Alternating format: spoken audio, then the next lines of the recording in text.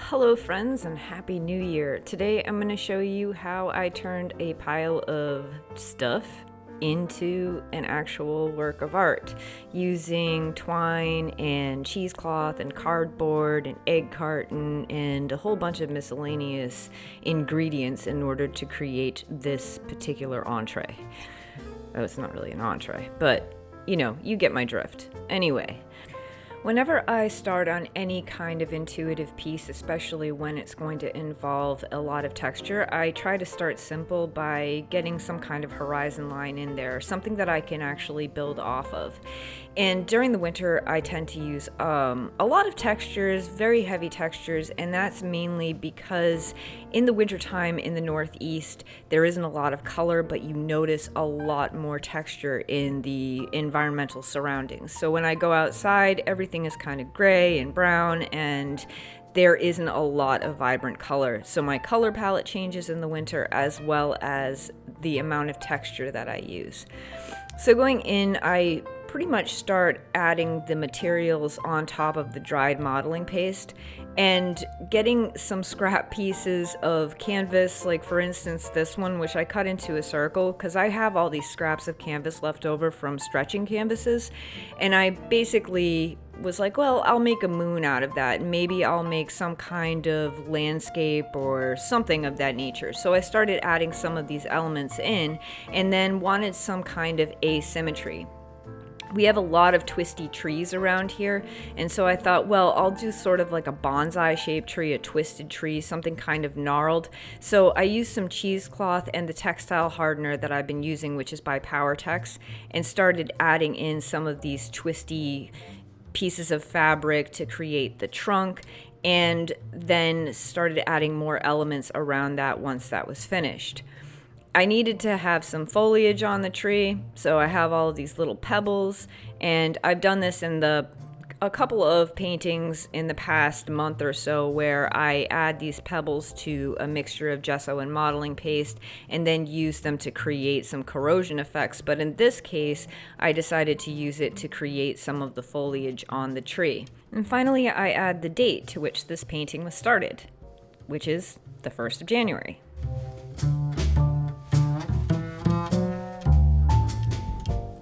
Once I've allowed the texture to dry completely, then I add a layer of gesso to the entire canvas. Not a ton of gesso, but just enough so that it gets some tooth and some grip and the paint will adhere to it nicely. Then I go into painting after that has completely dried. And I start off by using a very limited palette of acrylic inks to begin with, just because I want to get some color and get the white out of the canvas and just get some base colors onto the canvas to begin with. Okay, so I'm going to be real with you for a second. There is such a huge contrast within the experience of creating art intuitively in real time versus creating a composition ahead of time. And what I mean by that is that I can spend weeks on preliminary sketching and planning before I even touch a canvas. Here is the main problem that I have with this method of approaching artwork. Once I actually get to the execution stage where I'm ready to get everything on my canvas and I'm ready to paint, I'm so focused on perfection and being attached to the outcome of the painting that I've already expended all of my creative energy on creating the composition and all the planning. And then the painting process is not even any kind of fun. There's no exploration, there's no discovery. All of that discovery has already been done, and now it's just execution from there. Whereas doing things in an intuitive way and really kind of creating your composition in real time, coming up with your concepts and your ideas on the fly, it's more exciting. There's more discovery, and there's more potential for you to come up with something that is truly unique, where there's no analytical process that's going on in your head. You're just like, oh, I'm really enjoying the moment. So I don't know, I kind of prefer this method of painting, and I tend to create paintings in a quicker manner this way because, like I said, I haven't expended all of my creative energy on all of that preliminary work. I want to hear something crazy. This is going to make me sound crazy, but there's a phenomena that occurs when I subtract my left brain and all of its analytical tendencies from the equation. The painting starts speaking to me. And by the way, I don't mean that in an I hear dead people sort of way. It's more of a visual dialogue.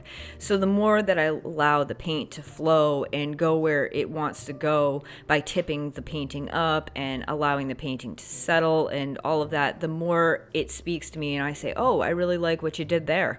And I think I'll keep that.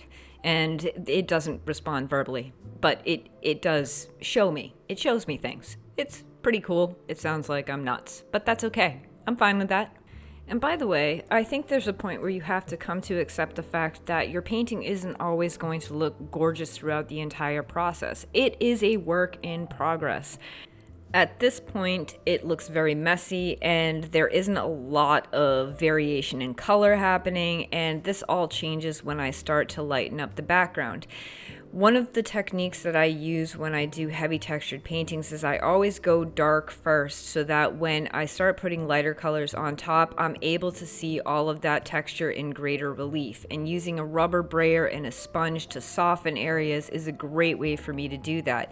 It already changes the look of the painting, and then I can start going in and manipulating things, covering certain things up, letting certain things show through, and really playing with the base of the painting and building on top of that. I don't want to cover everything that's already been done up. I just want to enhance it with other colors, starting to add some blue greens in there, some other earth tones like raw sienna, transparent burnt sienna, and also adding a little bit more yellow into the mix as well.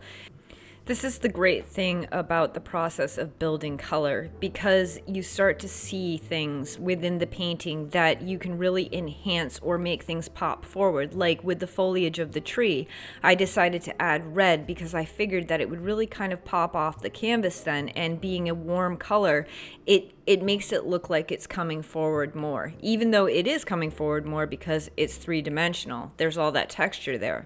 The golden moon was definitely something that I thought about earlier, and then I kind of put it aside and then went back to the idea of putting gold into the painting.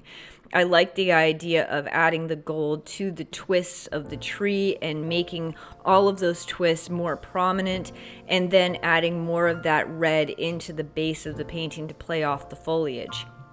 I love the fact that I can see all of these different layers on how this painting came together from start to finish. Not everything is covered up, and it ends up creating this really amazing effect on the canvas. Now, as a last-minute decision, I decided that I wanted to actually put some semi-precious stones into the painting, so I used some gloss gel in order to adhere the stones. And that took a little bit of time to dry, but it dries transparent. So you can see all of this texture really close up, and I think it looks amazing. I absolutely love it. By the way, I do have a full-length video on my Patreon that takes you step by step on how I created this painting, and if you're interested, head over there. In the meantime, I love you guys, and I will see you next time. All right, bye for now.